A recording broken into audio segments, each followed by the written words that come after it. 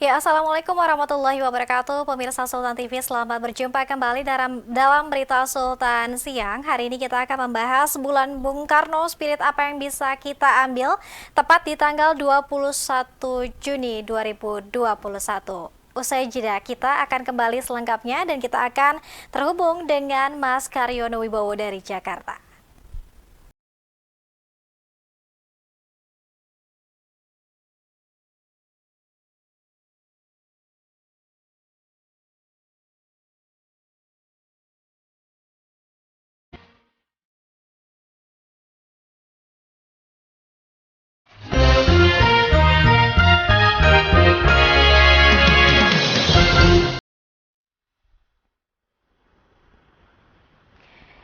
Ya, pemirsa, seperti kita ketahui bersama bahwa bulan Juni dirayakan sebagai bulan Bung Karno, tepat di tanggal 1, hari lahir Pancasila. Kemudian di tanggal 21 Juni 2021 ini, atau 21 Juni adalah wafatnya Bung Karno. Pemirsa, kita akan membahas apa saja kemudian spirit dan juga nilai-nilai yang bisa kita ambil dalam peringatan bulan Bung Karno. Melalui Zoom meeting kita siang hari ini, kita telah terhubung dengan Mas Karyono Wibowo selaku pengamat politik. Assalamualaikum, Mas. Waalaikumsalam, selamat siang dia. Selamat siang, sehat ya Mas ya?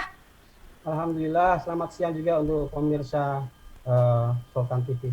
Baik, Mas Karyono mungkin mau mengucapkan selamat untuk perayaan ini 21 puncak perayaan bulan Bung Karno, begitu mungkin ada yang ingin disampaikan dulu kepada pemirsa, silakan.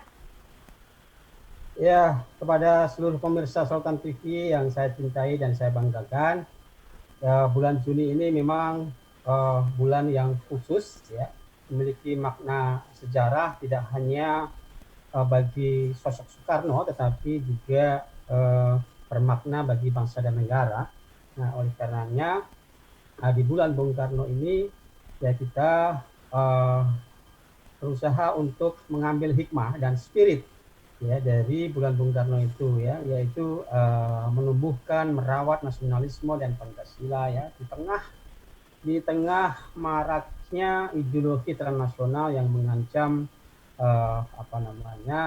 keberadaan kita sebagai bangsa Indonesia yang bersatu dan berdaulat. Ya, mungkin mudah-mudahan kita bisa mengambil hikmahnya dengan baik. Itu aja dia. Oke, selama memperingati bulan Bung Karno begitu Mas Karyono ya. Iya, selamat memperingati bulan Bung Karno. Betul. Kalau Mas Karyono sendiri, apakah salah seorang yang juga fans begitu terhadap Bung Karno atau seperti apa, Mas? Oh iya, salah satu idola yang idola saya adalah Bung Karno memang, ya. Salah satunya gitu ya. Uh, tapi ya tidak hanya Bung Karno, ya, tapi Bung Karno memang menjadi salah satu idola saya, ya. Uh, Kemudian juga ada Ki Hajar Dewantara, ya, itu yang menjadi idola saya, ya, karena memang dua sosok itu patut menjadi suri tauladan ya bagi kita. Baik. Pemikiran-pemikirannya, ya, perjuangannya, ketulusannya dalam memajukan bangsa Indonesia itu dari ujung rambut sampai ujung kaki, itu yang mengilhami saya. Oke. Baik, Mas Karyono, ini boleh disangkal, boleh tidak.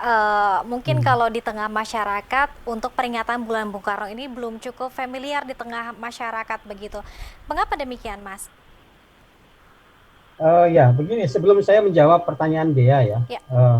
Kenapa bulan Juni ini disebut sebagai bulan Bung Karno, ya? Kemudian spirit apa sih yang bisa diambil dari peringatan bulan Bung Karno ini? Yang pertama saya ingin menjelaskan dulu, ya, bahwa bulan Juni ini disebut sebagai bulan Bung Karno karena bulan Juni ini memang berkaitan erat dengan sosok sang proklamator, ya. Bung Karno itu lahir dan wafat di bulan Juni, ya. Lahir tanggal 6 Juni tahun 1901, ya, 1901. Kemudian wafatnya juga di bulan Juni, yaitu tanggal 21 Juni. Yang sekarang ini, sekarang ini adalah hari wafatnya Bung Karno, ya.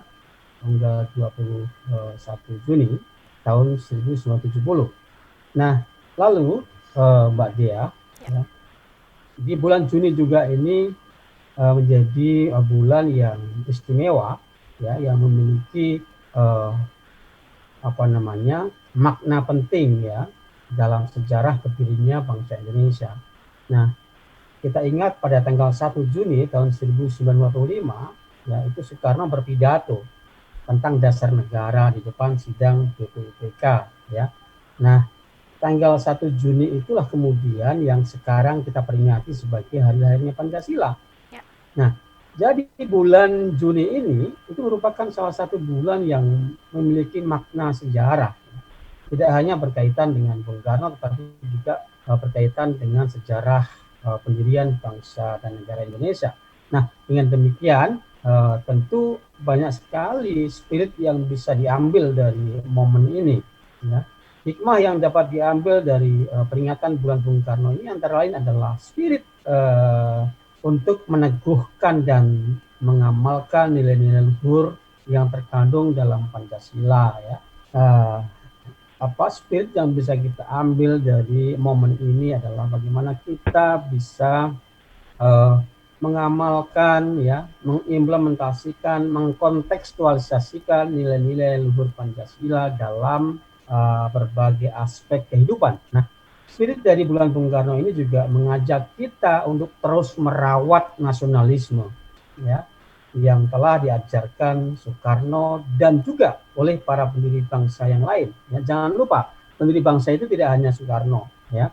Ada Hatta, ada Syahrir, ada Agus Salim, ya, dan lain-lain. Ya. Nah, kemudian, ya, kita bisa mengambil hikmah dari momen bulan Bung Karno ini, yaitu, ya, kita diajak untuk meneguhkan kembali Pancasila dan nasionalisme, ya, di tengah gempuran ideologi transnasional yang terjadi saat ini, ya. Oleh karenanya, meneguhkan kembali nilai-nilai Pancasila dan nasionalisme di tengah gempuran ideologi transnasional itu adalah merupakan suatu keniscayaan. Sadar atau tidak, bangsa Indonesia ini sedang diadu domba, ya. TNI dan Polri diadu domba, nasionalis dan Islam dihadap-hadapkan, konflik SARA merebak, ya, di berbagai daerah, gitu. Nah, inilah momen ini membangun kesadaran kita sebagai berbangsa dan bernegara, ya, yang berbhinneka tunggal ika. Nah, ini saya kira pesan penting dari momen bulan Bung Karno itu. Nah, tadi menyangkut soal pertanyaan dari Mbak Dia tadi, ya. Banyak masyarakat nampaknya belum familiar, ya, terkait dengan peringatan bulan Bung Karno. Nah, mengapa demikian? Ya, menurut saya ada beberapa faktor, Mbak Dia. Ya, mungkin ini disebabkan sosialisasinya masih belum maksimal, ya. Nah, kemudian, ya, bulan Bung Karno ini, ya, saya merasa ini spektrumnya masih cenderung terbatas pada kaum nasionalis Soekarnois. Nah, jadi menurut saya, ya, perlu ada perubahan paradigma, yaitu bagaimana di dalam bulan Bung Karno ini, bulan Juni ini, ya, paradigmanya adalah kita harus menempatkan Soekarno sebagai milik semua bangsa, milik semua golongan, tidak hanya bangsa Indonesia, tetapi juga bangsa-bangsa di dunia, yang dimana ada peran Soekarno di situ, ya, ketika menggalang konferensi Asia Afrika bersama dengan pemimpin negara lain, ya, berhasil melahirkan keputusan-keputusan, ya, yang disebut sebagai Dasar-Sila Bandung dalam konferensi Asia Afrika tahun 1955. Nah, sejak itulah kemudian nama Soekarno itu menggema di belahan dunia, ya, terutama di negara-negara Asia Afrika, ya. Bahkan ada gagasan untuk melanjutkan konferensi Asia Afrika, ya, sampai pada wilayah Amerika Latin, gitu ya. Jadi konferensi Asia Afrika Amerika Latin. Nah, berkat dari jasa Bung Karno dan para pemimpin dunia lainnya, ya, yang berhasil melahirkan satu keputusan konferensi Asia Afrika itu mampu menekan PBB, ya, untuk memerdekakan bangsa-bangsa yang masih terjajah. Oleh karenanya ada puluhan negara yang merdeka, ya, di kawasan Asia Afrika bahkan di Amerika Latin yang merdeka pasca konferensi Asia Afrika tahun 55. Nah, inilah semestinya yang perlu kita ambil spiritnya, ya, kita ambil spiritnya. Nah, kemudian, ya, selain sosialisasi yang kurang, yang perlu dimaksimalkan lagi, kemudian perlunya ada paradigma, ya, tidak sekedar menempatkan Soekarno sebagai milik golongan tertentu, tetapi sebaliknya kita harus angkat, kita jadikan Soekarno sebagai milik dunia, ya, tidak hanya milik bangsa Indonesia. Ini justru menurut saya yang perlu diangkat dalam momentum Bulan Bung Karno ini. Nah, selain itu, Mbak Dea, ya, perlu ada pendekatan atau metode, ya, yang lebih variatif, ya, lebih variatif, ya. Nah, karena apa? Menurut saya, ya, pendekatan atau metode yang digunakan itu masih cenderung monoton, ya. Nah, oleh karena itu segmennya, ya, selain segmennya perlu diperluas, ya, ke semua kalangan tadi, ya, termasuk yang tidak kalah pentingnya adalah kalangan milenial. Nah, ini penting. Nah, Bulan Bung Karno itu belum menyentuh kalangan milenial. Ya. Ya. Nah, oleh karena itu, ya, kemasan kegiatannya ini harus bervariasi. Ya, artinya, ya, perlu ada satu kombinasi antara simbol, substansi, dan kreativitas kemasan yang lebih menarik, ya. Terutama pada generasi milenial ini sangat diperlukan sebuah pendekatan yang memenuhi dalam tanda kutip selera kaum milenial. Nah, jadi, ya, jika kita analogikan, ya, sebuah masakan, ya, maka ramuannya itu harus pas, gitu. Ya. Ramuannya itu harus sesuai dengan selera kalangan milenial, gitu. Nah, singkat kata, kita harus bisa menyajikan pikiran Soekarno, ajaran Soekarno dengan ramuan dan kemasan yang sesuai dengan selera kaum milenial. Nah, ini saya kira penting. Kenapa momentum Bulan Bung Karno itu masih belum membumi, ya, belum familiar di kalangan masyarakat, gitu. Nah, itu tadi beberapa hal saya kira penting ke depan, ya, untuk dilakukan perubahan paradigma dan metode, ya, itu. Baik, Mas Karonio, apakah kemudian nilai yang paling dekat, spirit dan nilai yang paling dekat dari sosok Bapak Proklamator kita untuk kemudian ditarik kepada para kaum milenial saat ini, Mas Karonio? Oh, yang paling dekat? Ya, yang paling bisa diaplikasikan, yang paling dekat dengan milenial, kemudian tidak terkesan kuno dan lain sebagainya, gitu. Ini bicara soal Bung Karno juga Pancasila, barangkali kaum milenial tidak tertarik begitu ya, Mas Karno? Iya, ini justru tantangannya. Saya berkali-kali mengatakan di berbagai forum, ya, bahwa di dalam mengimplementasikan, menginternalisasikan nilai-nilai Pancasila dan pikiran dan ajaran Bung Karno ke tengah masyarakat, ya, itu harus dilandasi oleh suatu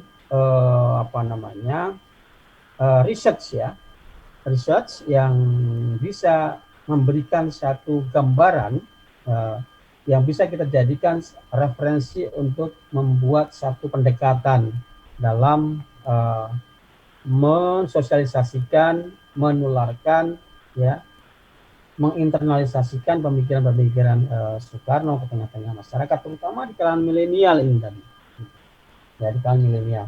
Nah, apa namanya, visi Bung Karno yang luar biasa menurut saya, ya. Jadi kalangan milenial itu bisa mengambil spirit, ya, mengambil spirit pemikiran Bung Karno yang sangat visioner, ya, yang futuristik, ya. Ya, dia juga pemikiran Soekarno itu adalah pemikiran yang modern di zamannya loh, ya, terhadap beberapa apa namanya, pemikiran yang kolot, ya.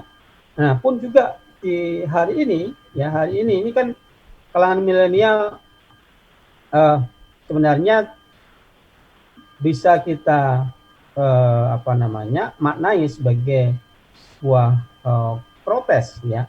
Kalangan milenial kan suka sesuatu hal yang modern, yang baru gitu, ya. Hal-hal yang bahkan anti mainstream gitu, ya, istilahnya anak milenial gitu, ya. Nah, itulah sebenarnya tantangan kita gitu, ya. Bagaimana membuat kalangan milenial itu aware, tertarik dengan pemikiran-pemikiran Bung Karno. Bung Karno itu di zamannya dia manusia modern gitu. Nah, justru para pengagum dan pengikut Bung Karno itulah yang seharusnya, ya, ditantang untuk membuat satu formula, ya, formula konsepsi pemikiran Bung Karno, ya, yang bisa ditularkan, yang bisa diajarkan kepada kalangan milenial gitu. Jadi pikirannya harus modern, modern dalam tanda kutip, ya, modern yang menuju pada apa namanya, kemajuan gitu, ya. Nah, ini saya kira penting itu, Mbak Ya, Dea. oke. Baik, Nah, Mas, ya. nah, jadi bukan sekedar gini, bukan sekedar, ya, dalam peringatan Bulan Bung Karno ini bukan sekedar mengangkat sosoknya, figurnya, fisiknya gitu. Tapi lebih penting dari itu adalah mengangkat kembali, meneguhkan kembali, mengkontekstualisasikan, mereaktualisasikan pikiran dan ajaran Bung Karno. Nah, itulah sebenarnya yang harus dikedepankan, ya. Tapi memang antara pemikiran dan sosok itu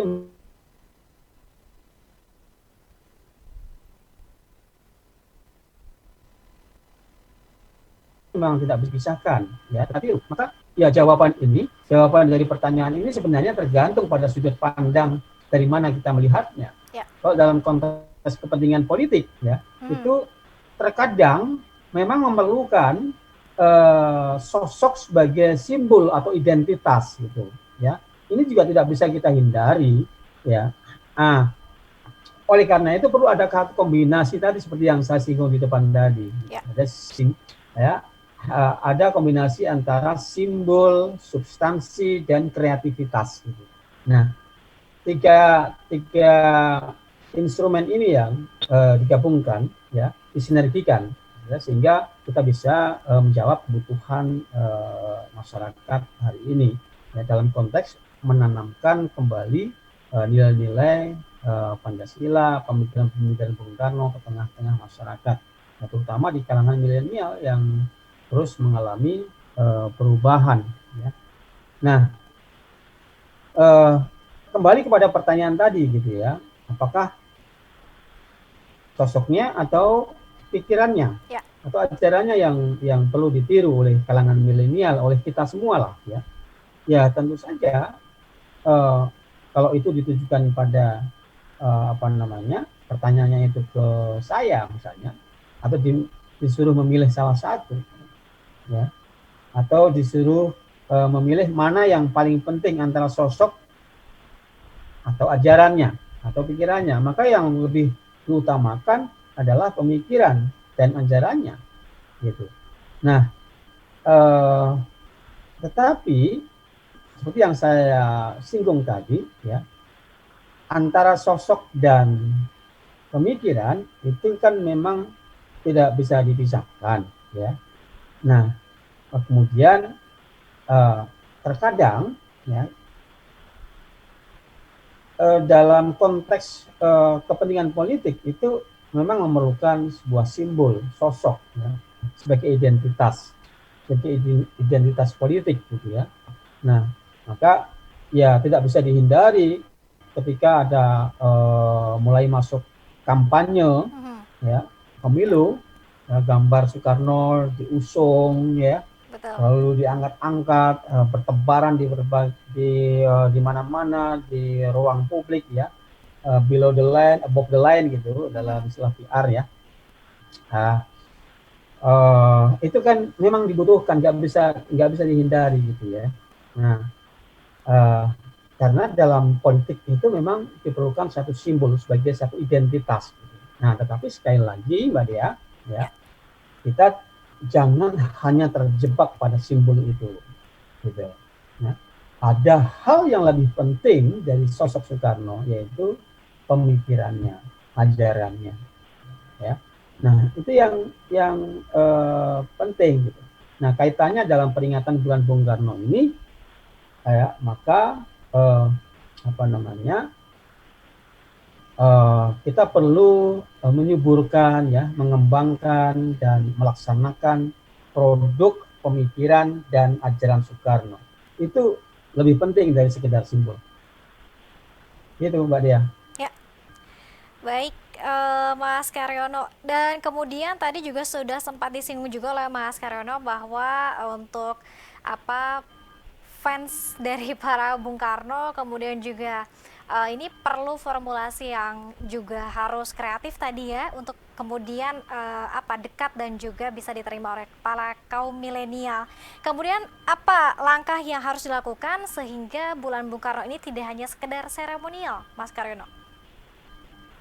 Iya, itu tadi kita harus isi Bulan Bung Karno ini ya, yang pertama tadi ya, kita harus merubah paradigma ya, bahwa Bung Karno itu tidak hanya milik golongan tertentu, tetapi Bung Karno adalah milik bangsa Indonesia dan milik bangsa-bangsa, bahkan bangsa-bangsa di dunia. Ya. Nah, kemudian metode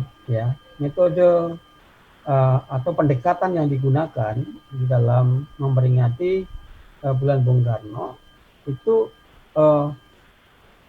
ya harus lebih bisa ya mengedepankan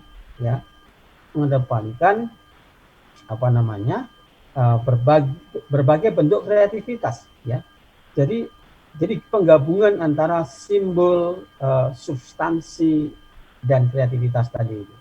Simbol tidak bisa dihindari ya, tetapi substansi itu juga lebih penting, dan agar nilai-nilai pemikiran dan ajaran Bung Karno itu bisa diserap, bisa dipahami dan diimplementasikan oleh masyarakat Indonesia, terutama kalangan milenial, maka harus dikemas secara kreatif tadi itu ya. Nah, harus sesuai dengan, dalam tanda kutip, adalah selera kalangan milenial tadi ya.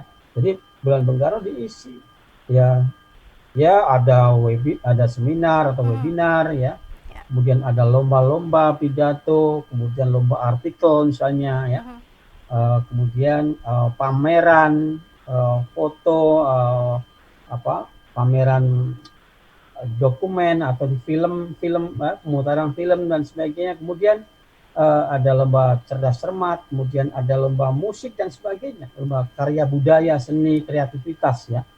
Nah, itu saya kira penting ya di dalam membuat satu kegiatan yang lebih memiliki makna ya, dan lebih efektif dalam konteks membumikan atau menginternalisasikan ya nilai-nilai pemikiran Bung Karno, ajaran Bung Karno ke tengah masyarakat ya. Nah, itu saya kira penting Mbak Dea. Ya. Baik, terima kasih Mas Keryono Wibowo yang sudah menyempatkan waktunya di tengah kesibukannya. Sudah ini juga harus masih lanjut bicara soal bulan Bung Karno begitu ya Mas Keryono ya. Terakhir Iya, harapannya Mas Keryono terkait dengan perayaan bulan Bung Karno khususnya untuk di tahun ini. Apa harapannya? ini aja apa namanya? Khususnya di tahun ini harapan saya ya seperti yang saya sampaikan tadi gitu ya, bahwa di bulan Bung Karno ini jangan sekedar terjebak pada simbol-simbol Soekarno, tetapi uh, lebih penting dari itu juga ya bagaimana kita meneguhkan kembali ya, mengkontekstualisasikan kembali, mereaktualisasikan kembali pemikiran-pemikiran Soekarno ya dalam era masa kini dan yang akan datang. Ya. Pertama adalah bagaimana kita di bulan Bung Karno ini ya mampu mengajak kalangan milenial ya untuk bisa memahami pemikiran-pemikiran Bung Karno, karena mereka ini adalah generasi muda ya, calon pemimpin di masa depan ya, sebagai apa namanya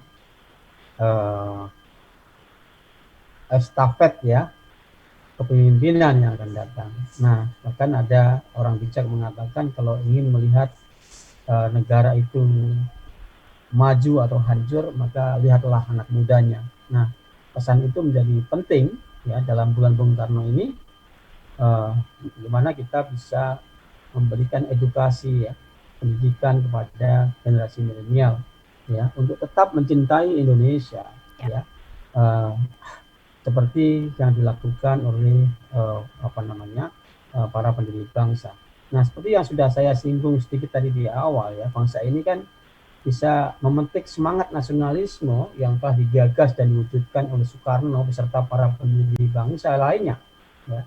Jadi nasionalisme yang dibangun itu telah membuahkan hasil ya berupa kemerdekaan dan kedaulatan sebagai bangsa yang bernama NKRI ini. Ya. Soekarno dan para pendiri bangsa serta para pahlawan sudah berhasil mencapai kemerdekaan. Nah, Soekarno mengatakan dalam pidato 1 Juni 45, kemerdekaan itu adalah jembatan emas. Nah, dan di seberang jembatan itulah ya kita berjuang untuk mewujudkan masyarakat yang adil dan makmur, ya, masyarakat yang cerdas, masyarakat yang sejahtera, sebagaimana menjadi tujuan proklamasi kemerdekaan 17 Agustus 45. Ya, sebagaimana yang tertuang di dalam pembukaan UUD 45 itu. Di alinea keempat itulah tujuan bangsa Indonesia, mencerdaskan kehidupan bangsa, ya, menciptakan masyarakat adil dan makmur, keadilan sosial dan sebagainya. Nah, itulah yang harus kita petik dari bulan Bung Karno ini. Ya. Baik. Nah, pesan terakhir saya sebagai closing statement, Mbak Dea, ya, terutama untuk generasi milenial, ya, jangan lelah mencintai Indonesia seperti para pendiri bangsa yang mencintai Indonesia ya sampai akhir hayat. Nah, warisilah api pemikiran Bung Karno dan para pendiri bangsa yang lain, jangan warisi apinya. Demikian, terima kasih Mbak Dea. Ya. Baik, terima kasih banyak Mas Karyono Wibowo sekali lagi selaku pengamat politik yang sudah bergabung melalui link Zoom meeting kita. Sekali lagi selamat memperingati bulan Bung Karno ya, Mas Karyono. Iya. Baik, sehat-sehat selalu. Waalaikumsalam warahmatullahi wabarakatuh. Sehat-sehat selalu dan selamat beraktivitas kembali. Ya, pemirsa Sultan TV, tadi sudah kita dengarkan spirit dan juga nilai apa saja yang bisa kita internalisasikan terhadap peringatan bulan Bung Karno di tahun ini. Semoga nilai-nilai yang sudah diajarkan oleh Bung Karno menjadi semangat kita bersama, khususnya untuk para kaum milenial di tahun ini. Terima kasih atas kebersamaan Anda. Nanti kita akan kembali lagi dalam berita Sultan lainnya. Akhir kata saya, Dea Lintawonggi beserta seluruh kerabat kerja pamit undur diri. Terima kasih. Wassalamualaikum warahmatullahi wabarakatuh.